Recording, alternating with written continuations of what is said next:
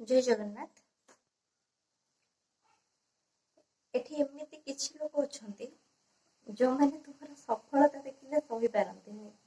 ମାନେ ସେମାନେ ଅଲରେଡି ଚାହୁଁଥାନ୍ତି ଇଏ ଏମିତି ହିଁ ହେଇକି ରହିଥାଉ, ଇଏ କେବେ ନ ବଢୁ। ମାନେ ସେମାନେ ତ ସକ୍ସେସ୍ ହିଁ ଦେଖିପାରିବେନି। ସେଇ ଲୋକମାନଙ୍କ ପାଇଁ ମୋର ପଦେ ସକ୍ସେସଟା ସିଏ ସେତିକି କଷ୍ଟ କରିକି ସେ ସେତିକି ସକ୍ସେସ୍ ପାଉଛି। ତୁମେ ମାନେ ଏଠି ଦେଖିକି ଜଳୁଛ କଣ ପାଇଁ?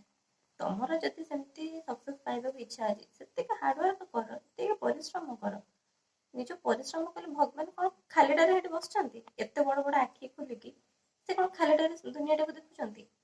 ସଂସାରଟାକୁ ଖାଲିଟାରେ ଚଲାଉଛନ୍ତି? ଦିନ ରାତି ସେ ଆଖି ଖୋଲିକି ବସିଛନ୍ତି, ସେ କଣ କିଛି ଦେଖୁନାହାନ୍ତି? ସେ ସବୁ ଦେଖୁଛନ୍ତି। ସେତିକି ନିଜେ ହାର୍ଡୱାର୍କ କର, ସେତିକି ନିଜେ ପରିଶ୍ରମ କର, ଦିନେ ନା ଦିନେ ତୁମେ ମାନେ ବି ସକ୍ସେସ୍ ପାଇବ। ଆଉ ଜଣେ ଉପରକୁ ଉଠୁଛି, ଆମେ ଯଦି ତାକୁ ଗୋଡଟାକୁ ଟିକେ ଉପରକୁ ଟେକି ନ ଦବା ସେ ଉପରକୁ ଉଠିବ କେମିତି?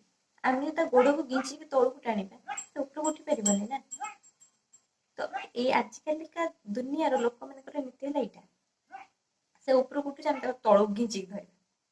ନାଇଁ, ଜଣେ ଉପରକୁ ଉଠୁଛି ଆମେ ତାକୁ ସେତିକି ସପୋର୍ଟ କରିବା, ସେ ଆଉ ଟିକେ ଉପରକୁ ଉଠିବ। ସେ ଆଉ ଟିକେ ଉପରକୁ ଉଠିଲେ ଆମକୁ ଖୁସି ଲାଗିବ। ସବୁବେଳେ ଲୋକଙ୍କର ମାନେ ମାଇଣ୍ଡଟା ଛୋଟ, ମନର ଚିନ୍ତାଧାରାଟା ଛୋଟ, ସେଥିପାଇଁ ତା କର୍ମ ଗୁଡାକ ବି ଏମିତି ଛୋଟ ଛୋଟ କରନ୍ତି। ଛାଡ, ସେସବୁରେ କିଛି ନାହିଁ। ତ ନିଜକୁ ନିଜେ ହିଁ ଆମେ ଠିକ ରହିଲେ ଠିକ। ଆଶା କରୁଛି ସମସ୍ତେ ଭଲରେ ରହୁଥିବେ। ଜୟ ଜଗନ୍ନାଥ।